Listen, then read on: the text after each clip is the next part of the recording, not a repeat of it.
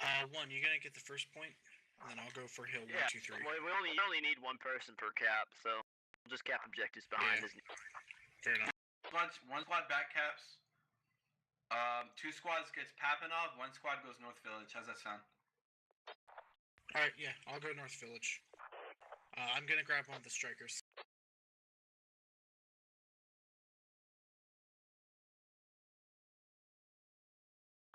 Yeah, if we could have someone deny cap at ammo depot, that would be even better. Like, if someone's willing to do that.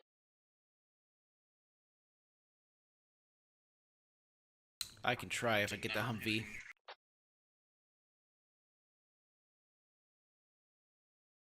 Alright, I'll try to deny ammo. I'm going to take the Humvee. Alright, guys, we're going to spawn in, take the Humvee, and try to deny ammo cap. Welcome to Episode 3.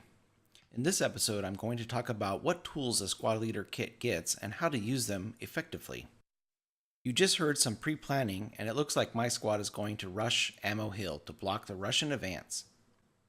So on the ride over, let's talk about something I call the tip of the spear syndrome. While there are different game or play styles when it comes to both squaddies and squad leaders, there are a few things to think about when you choose to lead 8 other players around the virtual battlefield. First, you are the leader, and sometimes you have to lead by example.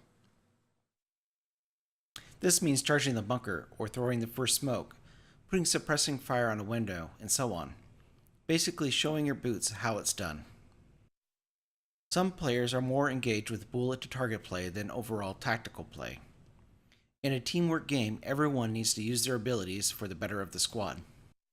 Many will lay in the same spot waiting for a target to cross their view. This slows your momentum as a leader, and you might need to take up the banner and charge ahead.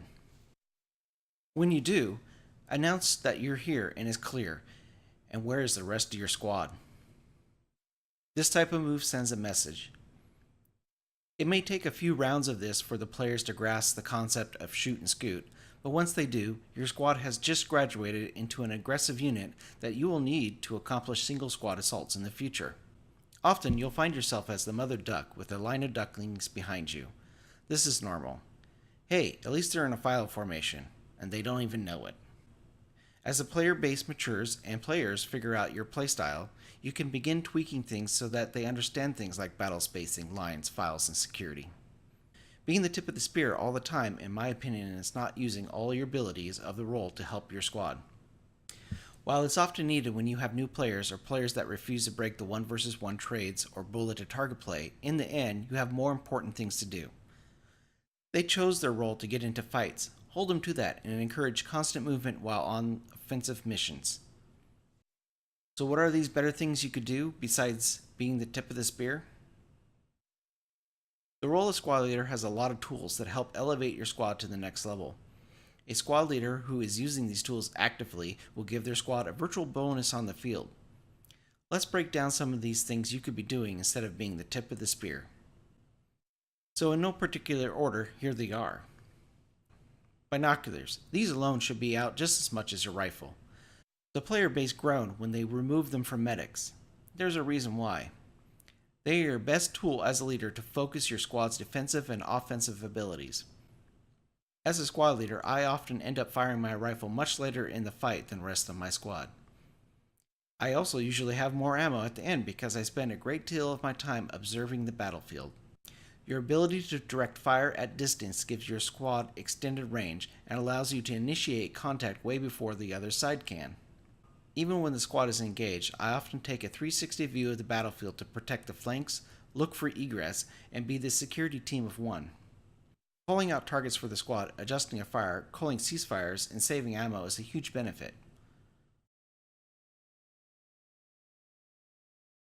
Markers. Both map and the 3D markers are important to both communicating information to your squad and the rest of the team. Yeah, full squad, marking, I. Once you guys keep that aerial of denial for ammo, and we've got popping off, Check your maps. Full squad moving down the hill on foot. Direct from the west. 30 mil with them. Mark. Roger, AT's ready. Let's talk about the 3D markers first. Those are the green ones that not only appear on the map, but also in the game. I use these to convey info in a quick manner. The simplest form is the shovel. I use this to indicate things that need to be built. It's easy to say I need a shovel on squad lead, but a marker not only places an icon on the map, but also in the 3D view of the squad. It also puts a pointer on their compass with distance. Next is the move marker, or the sword marker. Both of these I use to indicate meeting points, rally points, attack here, and so forth. I'll mark the map and then announce in squad comms that I'm going to drop a rally here and I need one to meet me there. Or let's group up on the move marker. Check your maps. The last one is the eye marker. This one I use while trying to mark areas or targets for the squad to suppress or put fire on. The eye is big, quickly communicates seeing something, and is my number one go-to when trying to direct fire. You can call out bearings or terrain features, but combat is chaos. It's easier to spot something with your binoculars and say enemy infantry southwest, marking with the eye, suppress the eye mark. Then to say something like enemy infantry 210, 200 meters, near the rock formation, right side moving east to west. With the eye mark you can keep updating it in 3D view, thus keeping it fresh for your squad and allowing them to track their fire with your eye mark. Lastly, the mark works in all angles. It's helpful if you have an Overwatch team or a fire team that's separated from the squad, or a fire support vehicle, and need to quickly interlock their fields of fire to obliterate the target.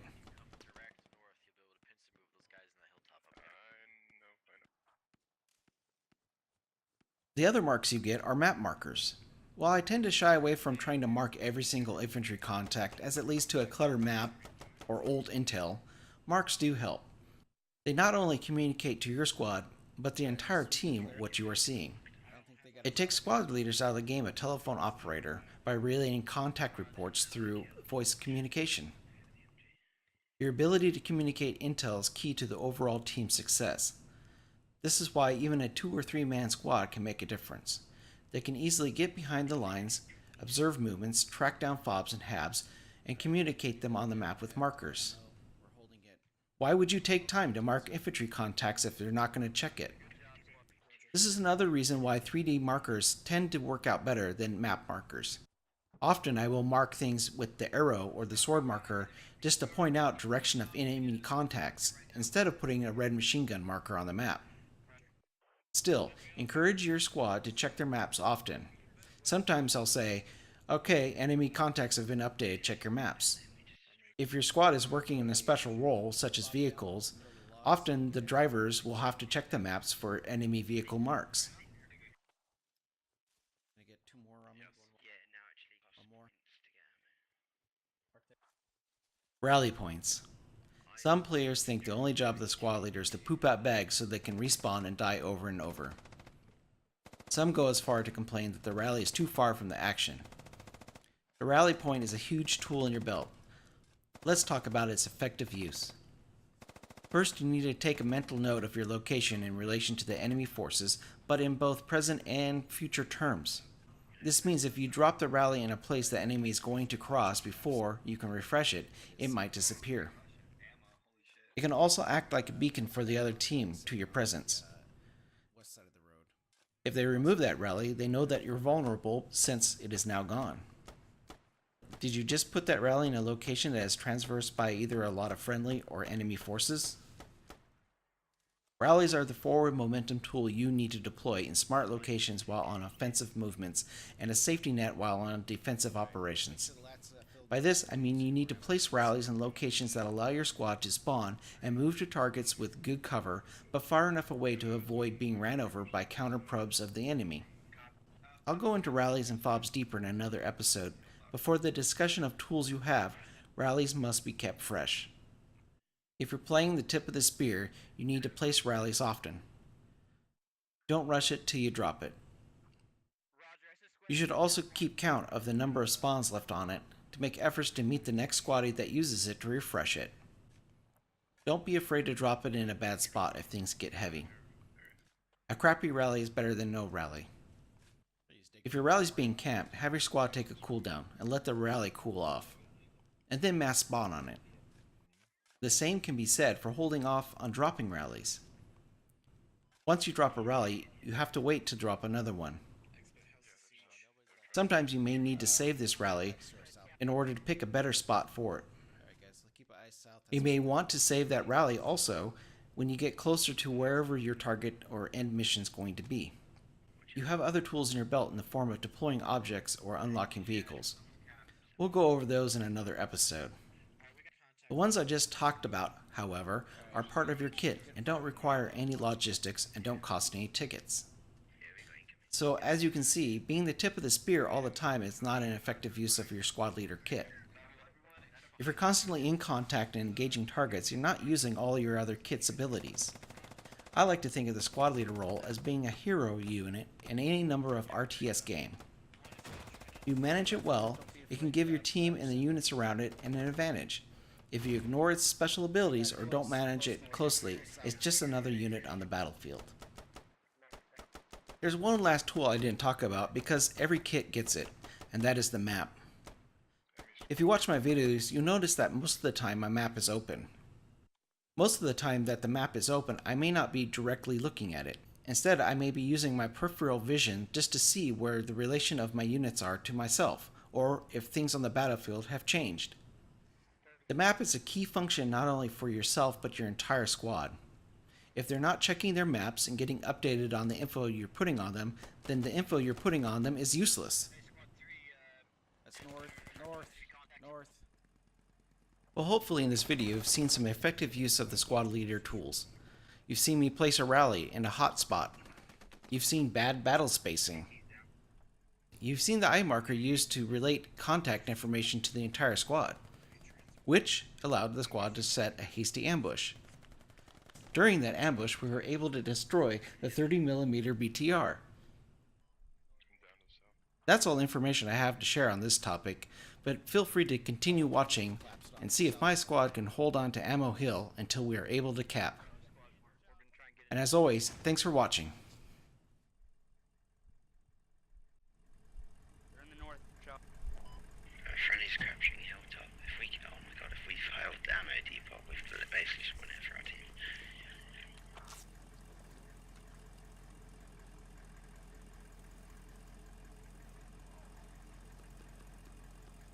They've got a fob on Hilltop. Alright, Rifleman, don't be afraid to put down your Moving sandbags. to the north to flank. Hold up your rear. Great place to put down a sandbag. You guys want to put a fob by Hilltop, possibly around U Squad 1?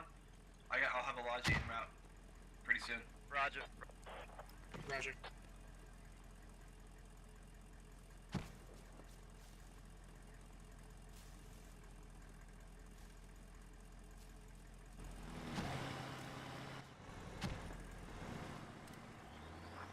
Alright, your shit's up. We still got contact from South Boys. Can we put their head into the wheel? I'm already on it.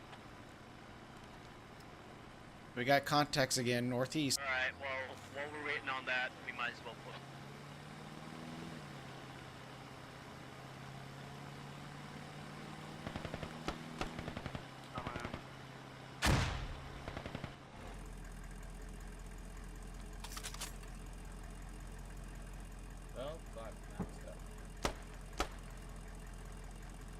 Yeah, try now, Turtle. You want to back up or go forward? Yes, we got contact going in south. They're pretty close. Good. Stop fucking with that. There we go. It's coming. Alright, we found Hab. It's in the eastern building, upstairs. That worked. Roger. Minutes down, I'm down.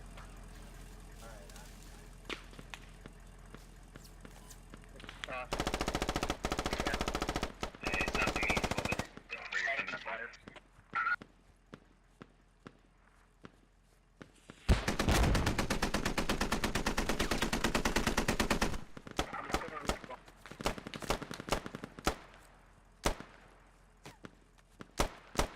Alright, we are having to support that.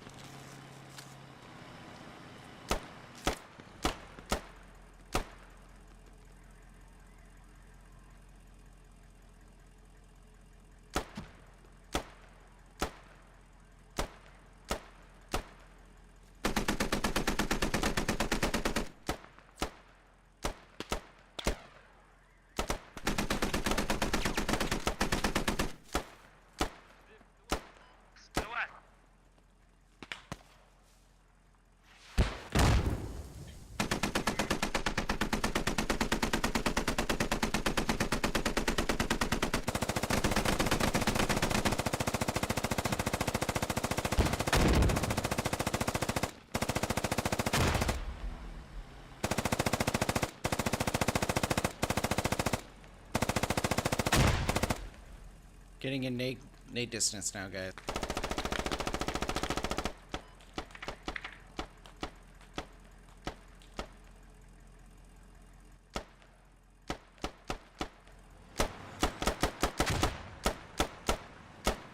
Contact east.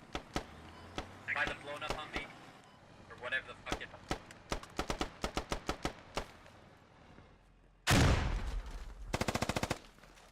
Close east. Alright, stacking on you, XBit. Alright, nade going out there. I hit a fucking tree. Yeah, they're on the road east by the BTR. They're blowing up B. We should have hilltop cap pretty soon. Alright, guys, looks like we're capping ammo. Nice work. Alright, capping ammo. Did that fucking hab go down by chance?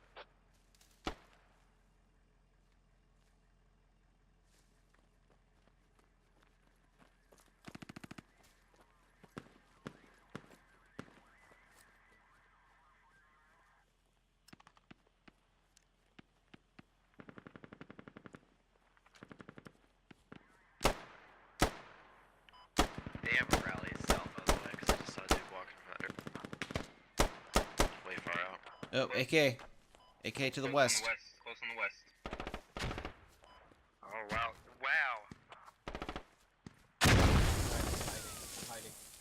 Hey, we need new rally, by the way. Too close, 50 meters. Better get to ammo quick. Right. We're getting taken. Copy. Copy. We're still got heavy contacts inside of the tunnels on Hilltop. But we can push now to ammo. Somebody else have a go at the B. 2 and 1 if you want to push to ammo, go ahead. My team will Copy. take Hilltop. It's gonna be like 95 seconds. Moving south. Yeah. Just gonna lay in the logs. Finish out the cap. Yep. My eyes southwest. Yeah, I'm watching west. There's quite a lot of enemy deaths over